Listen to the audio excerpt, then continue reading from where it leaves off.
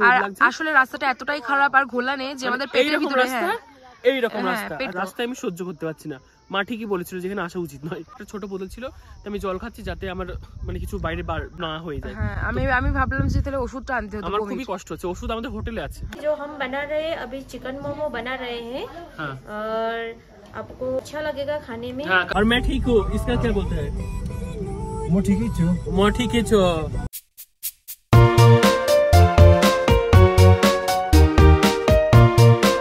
এখন বাজে 8:30। তো আজকে আমাদের দার্জিলিং এর ডে নাম্বার 3। তো এখন আমরা যাব লামাহাটাতে। এইটা আমার দিদির ফাইনাল লুক। হাই বল দিদি। আর এটা আমি জ্যাকেটটা পরে নিয়েছি, ঠিক আছে। তো এখন হয়ে বাজে 8:30। আমরা এখানে একটু বসে আছি কারণ ওই দিদির একটু আসছে। তো এখন আমরা যাব, এখানে গাড়ি স্ট্যান্ড আছে ওখান থেকে কালকে যে দাদার সঙ্গে গিয়েছিলাম সেখানে যাব আমরা। তো সেখান থেকে আমরা যাব লামাহাটাতে, সবকিছু ঘোরাবো, ভিডিওর ভিতরে থাকবে, শেষ পর্যন্ত দেখতে থাকুন। আজকে আমাদের দার্জিলিংয়ে ঘোরার শেষ দিনই বলতে পারেন।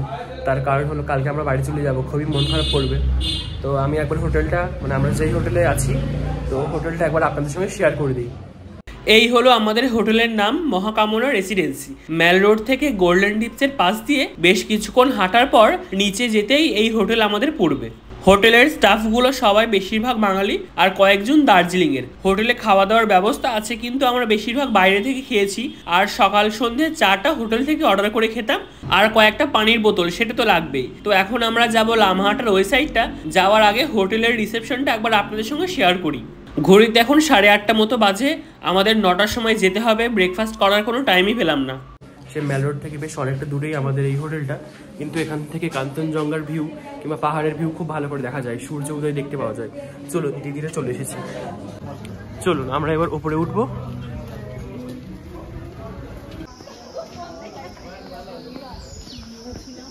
কতটা শীত পড়ছে, যখন রোদ, মানে যেই সাইডে রোদ পড়ছে সেই সাইডে অনেকটাই গরম।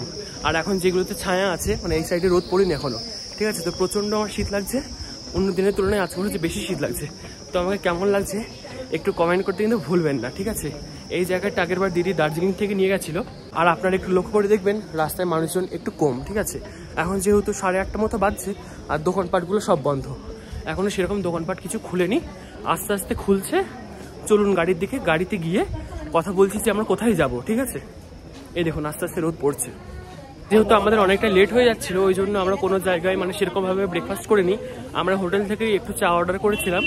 তো হোটেলের চা তো আমরা এর আগে কখনো খাইনি, তো খেয়ে দেখলাম, খুবই ভালো লাগলো। আজকে একটু আমাদের তাড়া ছিল, ওই জন্য আর কি সেরকমভাবে ব্রেকফাস্ট করিনি। গাড়িতে উঠি, মাঝখানে দাদা যদি কোনো জায়গায় দাঁড়ায়, মানে গাড়ির ওই ড্রাইভার দাদা যদি কোনো জায়গায় দাঁড়ায়, তাহলে হয়তো সেখানে খাবো। পাচ্ছেন এখানে একটু মোড় মতো আছে, এই দেখুন। তো এখানে সব গাড়িগুলো সাইড বাই সাইড সাজানো আছে, দেখুন এখানে সব গাড়িগুলো সাজানো আছে। আপনারা যদি এখানে এসে যদি বুক করতে চান যে আপনারা কোথায় কোথায় ঘুরবেন, অবশ্যই এখানে আসতে পারেন। তো আমরা প্রথমে ভাবছিলাম যে ফেক, স্ক্যাম এরকম কিছু হবে, কিন্তু বিশ্বাস করুন কালকে আমরা পুরোটা ঘুরেছি, সেরকম কথাবার্তা বলে সেরকম কিছু মনে হয়নি। তো এই আমি কিছু বলতে চাই, কিন্তু সেটা এই ভিডিওতে না বললেই ভালো, সেটা আমি পরে একটা ভিডিও বানিয়ে তখন পোস্ট করবো।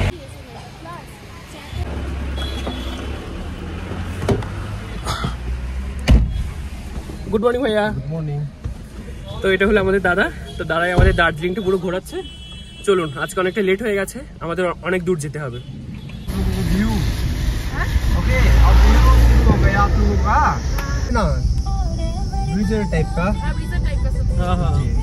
भैया हम लोगों को नेपाली भाषा सिखाइए। और हेल्दी डाइट भी है वो। बोलिए भैया नेपाली भाषा कैसे होगा, क्या बोलते हैं? कस्तो छ? कस्तो छ कस्तो? उसका मतलब how are you? How are you? और मैं ठीक होगा? I am fine. ना ना नेपाली में केमन আছে দাদা? ভালো। और मैं ठीक हूँ, इसका क्या बोलते हैं? मैं ठीक ही छू। मैं ठीक ही छो। और हम लोग दार्जिलिंग में घूमने आए हैं। আগে দেখিয়ে দাও। দেখুন বন্ধুরা, কি বলবো আমি আপনাদের, পুরো মনে হচ্ছে ক্রিস্টাল ক্লিয়ার। আমাদের ড্রাইভার দাদা বলছে যে আমরা অনেক লাকি, তার কারণ হলো আমরা প্রতিদিনই কাঞ্চনজঙ্ঘা দেখতে পাচ্ছি। আমি আপনাদের বলবো আপনারা ওয়েদার দেখে এখানে আসবেন, নয়তো এত কুয়াশার ভিতরে আপনারা কাঞ্চনজঙ্ঘা দেখতে পাবেন না। লক্ষ্য করে দেখুন কেমন রোদ পড়ছে, আর আমি এখানে জ্যাকেট পরে আছি। গতকাল আমরা দার্জিলিংয়ের ভিউ পয়েন্টগুলো ঘুরেছিলাম, আজকে আমরা লামাহাটার ওই সাইডে যাচ্ছি, সেটা আমি আপনাদের আগে বলেছি। আজকে বেশ অনেকটা আমাদের নিচে নামতে হবে। দূর থেকে এই ল্যান্ডস্লাইডটা আমি দেখতে পেয়ে দাদাকে জিজ্ঞেস করলাম, দাদা এখানে কি হয়েছে? দাদা বলল বেশ কিছুদিন আগে এখানে ল্যান্ডস্লাইড হয়েছে। আর এই জায়গাটা দেখুন, এত সুন্দর লাগছে, পুরো কি বলবো, এখানে যদি আমাকে নামিয়ে যায় আমি পুরো হারিয়ে যাব, বাড়ি আর পৌঁছাতে পারবো না। কি সুন্দর জায়গা তাই না? চারিদিকে শুধুই গাছ। এখানে যদি আমাকে ছেড়ে দেওয়া হয় আমি আর বাড়ি পৌঁছাতে পারবো না, এমনিতেও পৌঁছাতে পারবো না। আমরা নিচে নামছি, আর যেহেতু এত ব্যাক, আর আমরা বেশ 1 ঘন্টা থেকে 1.5 ঘন্টা গাড়িতে বসে আছি। আমার তো শরীরটা গুলিয়ে যাচ্ছে, মনে হচ্ছে বমি হবে, কিন্তু গাড়ি তো থামানো যাবে না, আমাদের বেশ অনেকটা যেতে হবে। প্রথমবার শরীরটা একদমই ভালো লাগছে না, একবার ঠান্ডা লাগছে একবার গরম লাগছে, মানে বারবার আবহাওয়া পরিবর্তন হচ্ছে। আর আমরা নিচে নামছি আর একা বেকা, মানে বুঝতেই পারছেন পুরো সব গুলিয়ে যাচ্ছে। আমি আপনাদের বলবো, আপনারা যদি লামাহাটার এই সাইডে আসতে চান তাহলে অবশ্যই ওষুধ সঙ্গে করে নিয়ে আসবেন। আমাদের ফার্স্ট ডেস্টিনেশনে আমরা প্রায় চলেই এসেছি, চলুন। গাড়ি থেকে নেমেই আমি কথা বলতে পারছি না, আমার কেমন মাথা ঘুরছে, একটা বুকে ব্যথা করছে, মনে হচ্ছে বমি হবে, বমি হতে গিয়েও হচ্ছে না। আমি যে মন খুলে আপনাদের সঙ্গে কথা বলবো সেটা আমি পারছি না। দার্জিলিংয়ের খাড়া রাস্তায় হাঁটতে গিয়ে আমার প্রথমবার অসুবিধা হচ্ছিল, কিন্তু এই যেই কদিনে আমি থাকলাম দার্জিলিংয়ে, এতদিনে আজকে আমার শরীরটা একটু বেশিই খারাপ করছে, মনে হচ্ছে বুকে মানে বমি হতে গিয়েও আর হচ্ছে না। তো দাদাটা বললো যে তুমি একটু বসো, কিছুক্ষণ অপেক্ষা করো, দেখো আস্তে আস্তে ঠিক হবে, দেখা যাক কখন ঠিক হয়। ঘড়িতে এখন 10:30 মতো বাজে। তো আমরা চলে এসেছি, এই জায়গাটার নাম কি আমি সঠিক জানি না, এই জায়গাটার নাম কি? বুম্বাধারা ভিউ পয়েন্ট এসেছি। হ্যাঁ, গুম্বা, হ্যাঁ গুম্বাধারা ভিউ পয়েন্ট। ওই দেখুন কাঞ্চনজঙ্ঘা দেখা যাচ্ছে। তো আমি সেই কখন থেকে মানে গাড়িগুলো নিচে আসছে ওপর আসছে, মানে প্রথমবার এত কষ্ট হচ্ছে আমার, খুবই বুকে যন্ত্রণা করছে, আর মানে গা গোলাচ্ছে, মনে হচ্ছে বমি বমি ভাব আসছে। আর এত রোদ আসছে, রোদটা পুরো মুখে, মানে বুঝতেই পারছেন রিফ্লেকশন হচ্ছে।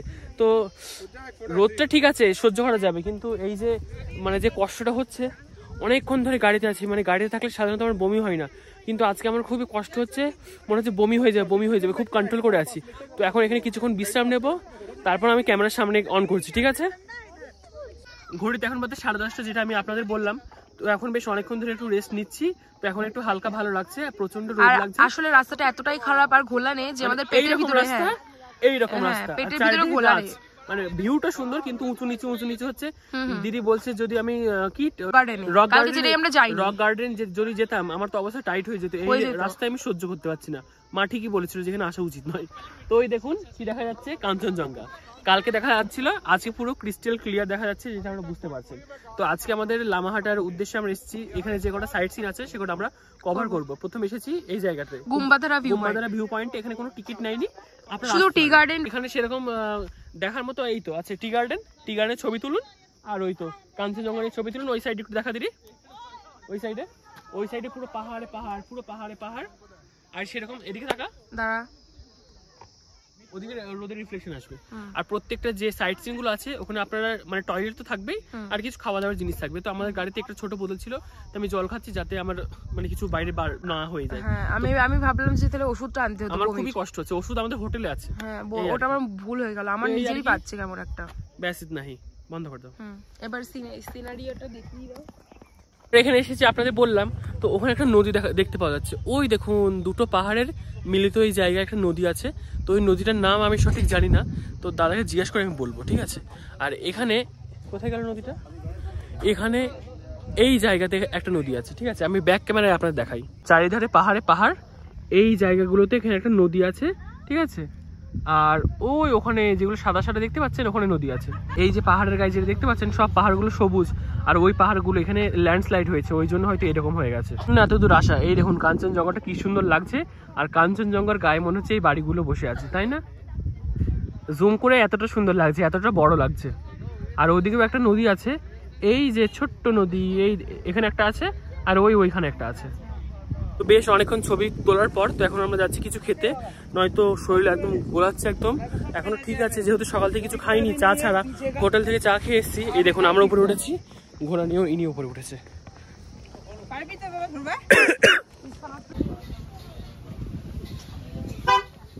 এখানে আমরা একটু কিছু খাবো, দেখা যাক। তো জায়গাটা অনেকটা সুন্দর, আমি একবার ঘুরিয়ে আপনাদের দেখাই, ঠিক আছে? দেখুন কেমন ওদিকে অনেকটা রোদ আসছে, কিন্তু এখানে সেরকম নেই রোদ। আর পাহাড়টা দেখুন কত সুন্দর লাগছে। তো আমি একবার ধারের কাছে যাই, এই দেখুন কি সুন্দর লাগছে, তাই না? যত বলবো তত কম হবে। এদিকে কিছু দেখা যাচ্ছে না, কিন্তু কিছু কাঞ্চনজঙ্ঘার কিছু অংশ দেখা যাচ্ছে, একটু সাদা সাদা হয়ে আছে। এখন আমরা বসে পড়েছি খেতে, কিন্তু কি করবো সেটা বুঝতে পারছি না। এখানে এত হাওয়া চলছে, দেখুন গাছপালাগুলো, দাঁড়ানো ব্যাক ক্যামেরা করছি, গাছপালাগুলো কেমন নড়ছে, কতটা হাওয়া চলছে দেখুন। প্রচন্ড শীত লাগছে, দূরে যাই তাহলে গরম লাগছে, আর যদি ছায়া আসি তাহলে শীত লাগছে। কি করবো আপনারা বলুন তো? ততই পাহাড় দেখছি ততই ভালো লাগছে, কিন্তু ভিডিও করছি তখন ভিডিওতে আর ভালো লাগছে। ভিডিওতে আসছে না ব্যাপারটা, বুঝলি তো। আমি দিদির টুপিটা পুরো পরে নিয়েছি, তো আমাদের মোমো চলে এসেছে, সেটা আমি দেখাচ্ছি আপনাদের। আর প্রচন্ড ঠান্ডা লাগছে, প্রচন্ড, বাবারি। চলে এসেছে 3 জনের 3 প্লেট। বলো দিদি কেমন লাগছে?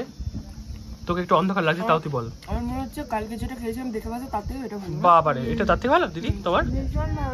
আর সসটা ঠিক আছে। আমরা আর কি অর্ডার দিয়েছি? আচ্ছা, চা আসুক, তারপরে আমি দেখাচ্ছি আপনাদের।